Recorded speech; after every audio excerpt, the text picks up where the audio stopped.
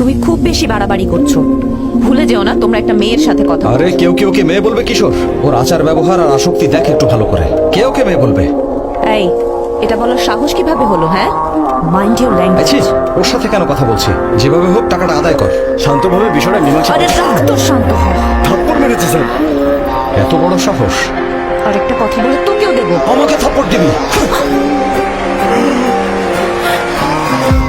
আমাকে থাপ্পড় মেরে ফেললি? হ্যাঁ, শুধু থাপ্পড় না, লাঠিও মারতে পারবি। সাহস থাকলে সত্যি সত্যি লাঠি দিয়ে দেখা দেখি। ছাড় আমাকে। দাঁড়া, তোকে এখনই দেখাচ্ছি। এইসব কি স্যার? সে একটা মেয়ে, ভেবে চিন্তা করতে হবে তো। তোদের কপালে শনি আছে। হ্যালো বাবা, বাবা, বাবা, আত্মসম্মানের জন্য তোমার কাছে টাকা চাওয়ার বদলে এখানের এক লোকের থেকে টাকা নিয়েছিলাম। ফেরত দিতে পারিনি বলে গায়ে হাত তুলেছে। না, গায়ে হাত তুলছিল। নে, কথা বল, এবার তুই শেষ। এই হ্যালো ফেলো বাদ দিন। আমার টাকা কবে ফেরত দেবেন? মেয়েকে এভাবে দায়িত্বজ্ঞানহীন ভাবে নষ্ট করে বড় করার জন্য আপনি আসলে দায়ী। মেয়েকে একাও ছেড়ে দিয়েছেন।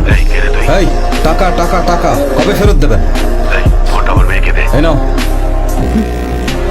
আরে ধর, চুপ কর। কিসের এসি? হ্যাঁ, আচ্ছা বাবা। সে টাকাটা কখন ফেরত দেবে? হ্যাঁ, একটা পয়সাও দেবে না বলেছে। যা করার করতে পারিস।